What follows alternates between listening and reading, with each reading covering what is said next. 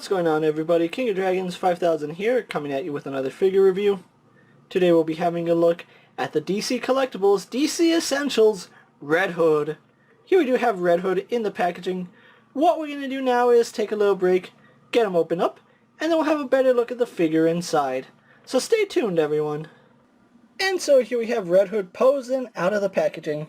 Before we have a look at the figure, let's actually take a look at what Red Hood comes with. He does come with 2 pairs of hands. He comes with a pair of fists. He comes with a pair of pistol grip hands. And then he also does come with 2 guns which do fit in either of his pistol grip hands, which look really nice. And then we also do get a holster on each of his legs, so you can have him holding the guns in his holsters, which looks really nice. With his accessories out of the way, let's actually move on to Red Hood's details. And so here we have a closer look at Red Hood, and DC Collectibles has done a fantastic job with this head sculpt. It looks really nice. You can see it is a really nice metallic red color. I do like the shade that they went with. It's a nice vibrant metallic, almost like a car, and that's something I pretty much imagine Red Hood's mask or helmet actually looking like.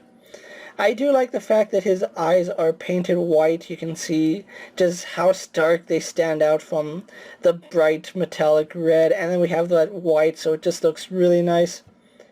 We do have some line work on his helmet, which does look really good. You can see we have some line work here on the chin. The earpieces are sculpted nicely, and then we have some more line work right here in the back of his helmet.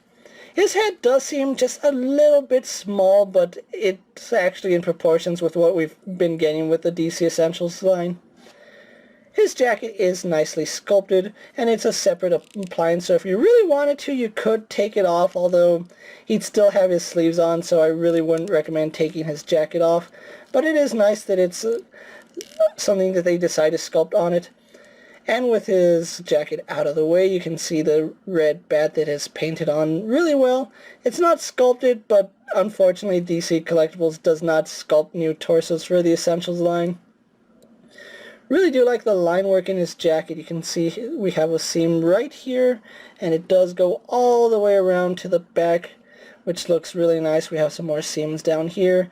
The elastic piece of the jacket is sculpted really well. We do also have some pockets on his jacket, so that's really nice attention to detail. More line work right here on his shoulders, which looks really good. I believe the biceps are the standard Essentials biceps. I could be wrong, I'll double check right now, but they do look really nice. We do have a new form for Jason Todd here. You can see it's all folded. The jacket is a little bit higher up. We can see the cuff for his glove, a little bit of skin poking through. And of course we do have some studs right here on his knuckles, so it hurts even more when he punches.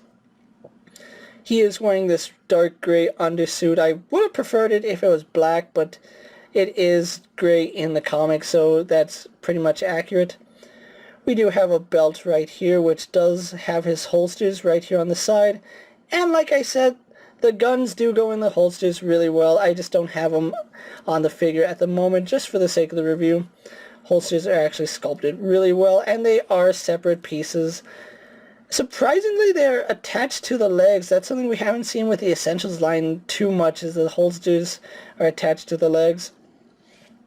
His pants are the exact same shade of his torso until we get to his shins, where you can see he has some really nice silver shin guards, which are painted really well. We have some straps going along the back of it, which that also looks good. We have some boot coverings right here on the front, and then we also do have some strap work right here, so it does look like the armor plating is strapped on to the boot, so I do like that. We do have treads on the underside of his boots.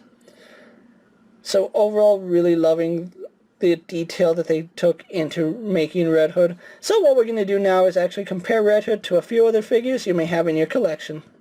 And so here we have Red Hood posed next to a Marvel Legends Cyclops and a DC Multiverse Superman. Here we have Red Hood posed next to a WWE Elite Scale figure and a Mezco 1/12 Collective Popeye the Sailor Man. Here we have Red Hood posed next to the DC Essentials Batman and the DC Essentials Joker. And finally, here we have the DC Essentials Red Hood posed next to the DC Multiverse Red Hood. So with the comparisons out of the way, let's actually move on to Red Hood's articulation. Now he does have the standard Essentials articulation with one minor thing that it does hinder his articulation just a little bit.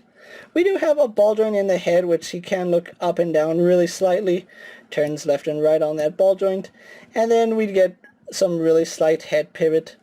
His head is also on a hinge, so it does look up about that far, does look down about that far, so we get really good range in his head. We do have a ball joint here in the shoulder which goes out only to about that far, does a full 360, no issues there. We do have a bicep swivel which works really well. Double bend in the elbow, goes up to about there. We do have a swivel and a hinge in the wrist.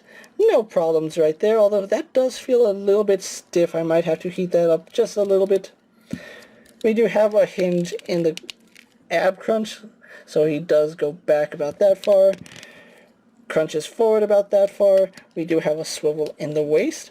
Legs do kick forward to about there. You do want to be careful because the holster is attached to his belt here, and you might accidentally rip that if you're not too careful, so be aware on how you're actually posing that. His legs do go out to about that far, and that's about as far as I'm willing to push it because the holster does look like it can tear if you try to force it. If you move it up, you don't get that issue, but just be aware on how you have that holster posed, otherwise you can end up ripping it. We do have a thigh swivel right here. Double bend in the knee. Really stiff on mine, but he does bend all the way up. Works really good. A shin swivel, which is phenomenal. And then we get that really terrible hinge in the ankle where it's a ball joint, and I just don't like that.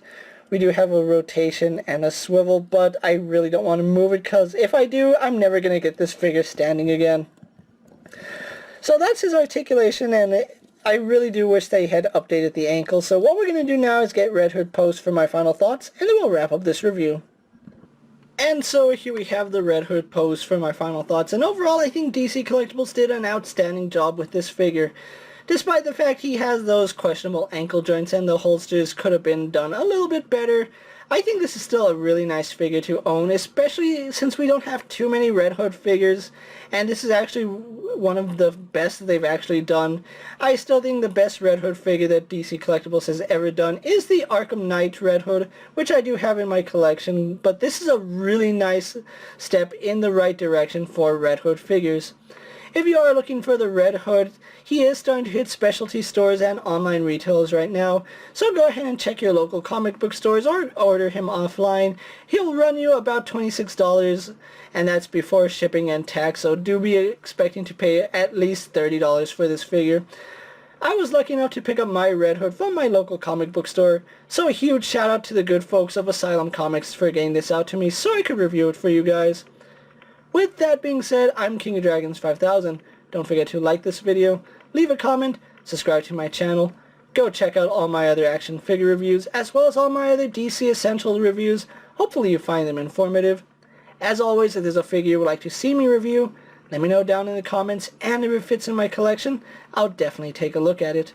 While you're at it, check out my Instagram account for new and exciting action figure photos, and ring that bell to be updated every time I upload a video, because YouTube does not let my subscribers know when I have a video out. It's essential that you ring that bell from now on.